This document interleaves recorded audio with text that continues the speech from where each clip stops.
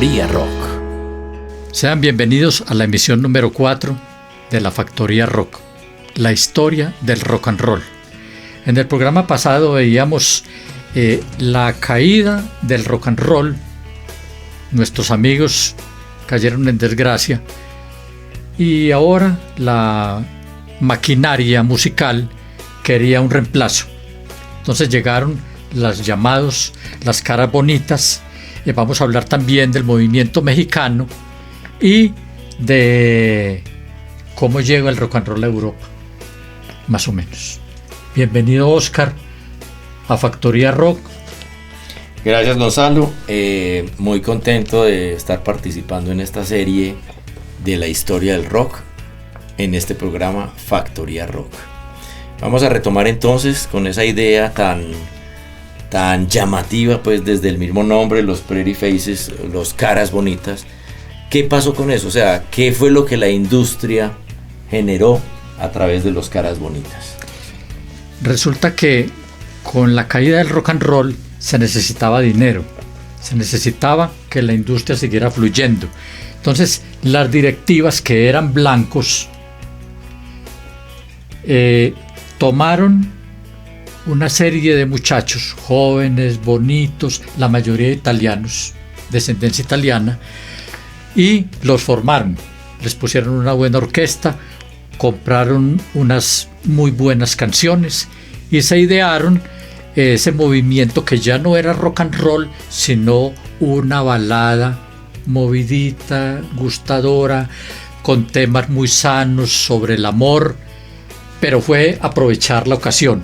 En el libro Década Dorada del Rock and Roll nos cuenta José María Hidalgo, un español, el siguiente: a finales de los años 50 se desarrolló un movimiento derivado del rock and roll, adulterado y sin fuerza, que se conoció con el nombre de los caras bonitas, debido a que la mayoría de los cantantes que lo integraban destacaban más por ser favorecidos faciales, sin que por otro lado estuvieran la más ligera noción de música. El proceso que llevó a estos estudios de grabación fue hecho por las multinacionales y por docenas de jóvenes que carecían del más mínimo talento. Esto quiere decir que la industria aprovecha todos los movimientos, todos los vacíos que quedan, y nacen los muchachos nuevos. Surge un señor Dick Clark que se ideó una serie de conciertos por toda América, que es muy grande. Entonces venían los escuchas del rock and roll ávidos de más, y este señor se lleva una serie de músicos nuevos, jóvenes, bonitos, y los lleva en conciertos por todas las ciudades. O sea que ahí, si te entiendo, ya entraron los medios a mandar la parada sobre el talento, y decir, bueno, no solo el talento vende, también venden los niños lindos, y eso empezó a generar un nuevo mercado. Un nuevo mercado. Era unos conciertos itinerantes, y llevaban a un niño de 17 años llamado Ricky Nelson, a Dion y los Belmont, Pat Boone, del que hablamos en un programa pasado, Bobby Vinton, Fabián, que tiene una canción muy particular que es El Tigre, de Tiger, que la hizo famosa en toda Latinoamérica César Costa, que podemos traer ese ejemplo porque es una canción que todas las abuelitas escucharon.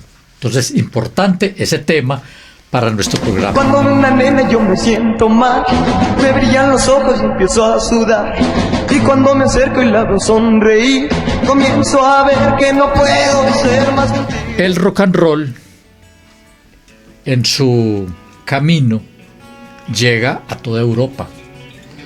Llega en Italia, estaba Rita Pavone, Adriano Calentano. En Francia tenían a Johnny Holiday, y en el Reino Unido un muchacho que tocaba con un grupo que después fue muy famoso, que eran los Shadows, los del famoso Apache. Ese era Cliff Richard. En España, un señor Miguel Ríos y el famoso dúo dinámico, que todos nuestros oyentes lo conocen, con aquella canción Ojitos Negros. Nadie sabrá jamás cuánto te quise. Nadie comprenderá qué nos pasó. Y llega a México, donde ya estamos por 1964, 63, 65, donde los mexicanos, Enrique Guzmán empezó en 1960 con los Teen Tops, haciendo rock and roll de Little Richard, el negro. César Costa y las Camisas Negras, que hacía música de Ricky Nelson, de Johnny Tilston, de todos estos baladistas. Y estaba Polo, que tocaba con los Abson y hizo El Último Beso. Porque se fue y porque murió, porque el Señor me la quitó, se ha ido al cielo y para poder ir yo. Esa música llegaba acá y en Radio 15, en todas las emisoras acá se escuchaba, y como ya era más entendible, la letra se podía dedicar a las novias, entonces pegó inmediatamente.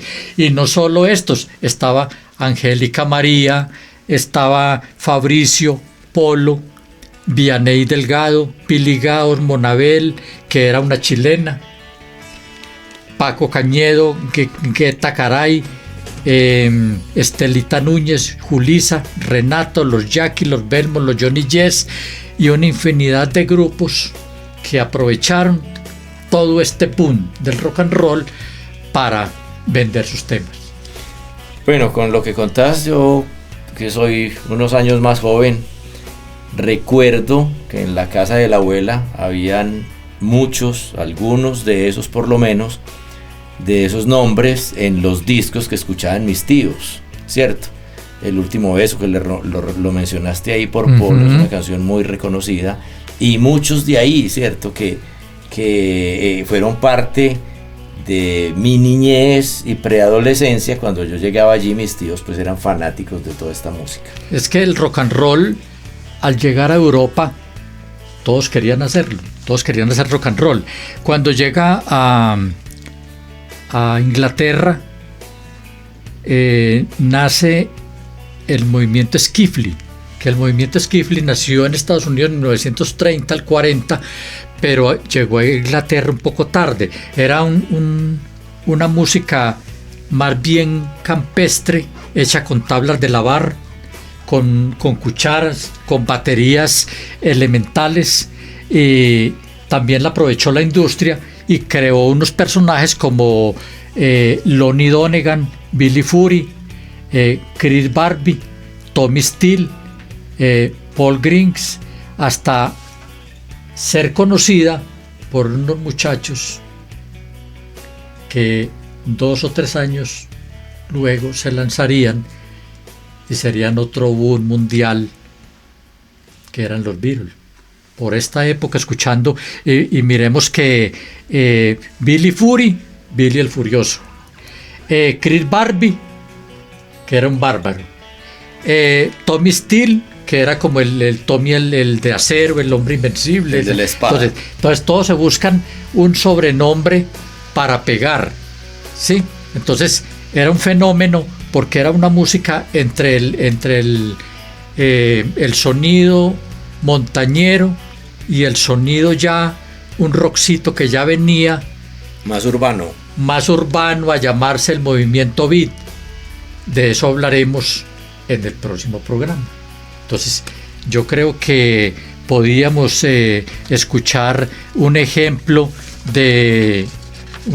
musical de César Costa, No existe el amor. No existe el amor, es historia ridícula.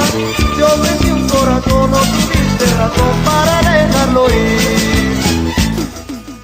César Costa, Enrique Guzmán, Alberto Vázquez, Angélica María fueron aprovechados también por la industria fílmica, haciendo películas con Javier Solís, Resortes, y ellos se intercalaban. César Costa hacía con Enrique Guzmán, la de Enrique Guzmán cuando era protagonista invitaba a César Costa. Entonces vemos cómo el rock and roll latinoamericano también aprovecha el boom. Existieron también las llamadas radiopiratas. La BBC de Londres solo emitía 2 horas de rock and roll y no le permitían las emisoras, tenía pues el poder. Entonces se inventaron en el Atlántico Norte un barco con una gran antena y mucha potencia, y se inventaron las radiopiratas. Radio Carolina, Radio Luxemburgo, es recordada sobre todo por los artistas ingleses de 1970, cómo escuchaban en la cama hasta altas horas de la noche a Radio Carolina, que tenía una transmisión de 24 horas. Pero en Colombia se recuerda a don Carlos Pinzón con el show de los frenéticos. Y a finales de los 50, un señor, Rimin Reisbach, que pronunciaba muy bien el inglés, era un estudiante muy juicioso y tenía como montar pues su emisora. Luego fue Radio 15, dirigida por Carlos Pinzón. Lizarazo dirige Radio 15 luego. Lizarazo forma el sello fonográfico Estudio 15, donde ya venían para 1965-66 Oscar Golden, Harold, Lida Zamora, Ernesto Satró, Margie, ¿verdad? Entonces Julio Betancourt, Humberto Monroy y Edgar Restrepo Caro en Bogotá.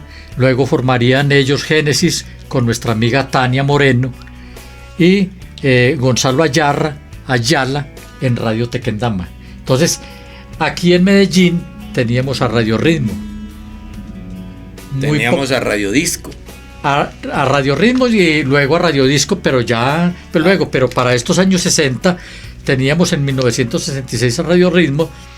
Recuerdo que allá íbamos por folletos de los grupos ingleses y era una maravilla, porque ver las fotos que solamente veíamos en las carátulas y tener un folleto en la mano era algo increíble. Entonces ya se ideó la revista Ritmo Joven para 1967, un señor Vallejo, en Gráficas Vallejo, donde es una coleccionable con ya color sepia, fotos de la época, artistas. Que esto es más el recuerdo y también aprovechar.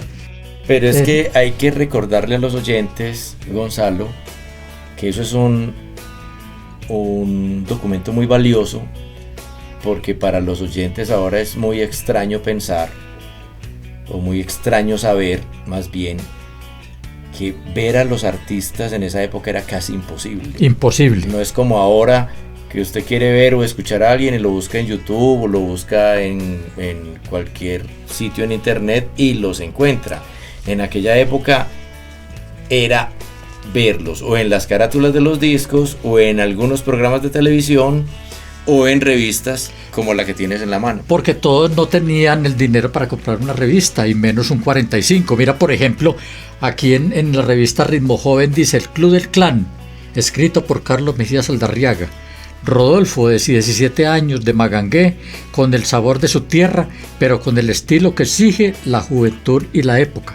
Aquí están hablando de Rodolfo Aicardi cuando tenía 17 años en 1967. Estos son documentos sagrados, históricos que queremos compartir con todos nuestros oyentes. Bueno, hasta acá esta emisión número 4 de la Factoría Rock, la historia del rock, no solamente en Latinoamérica, sino en Medellín.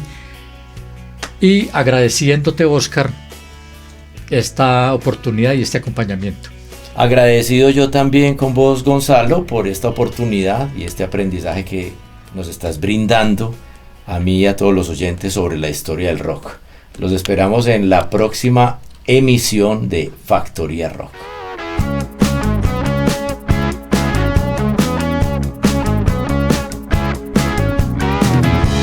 Factoría Rock.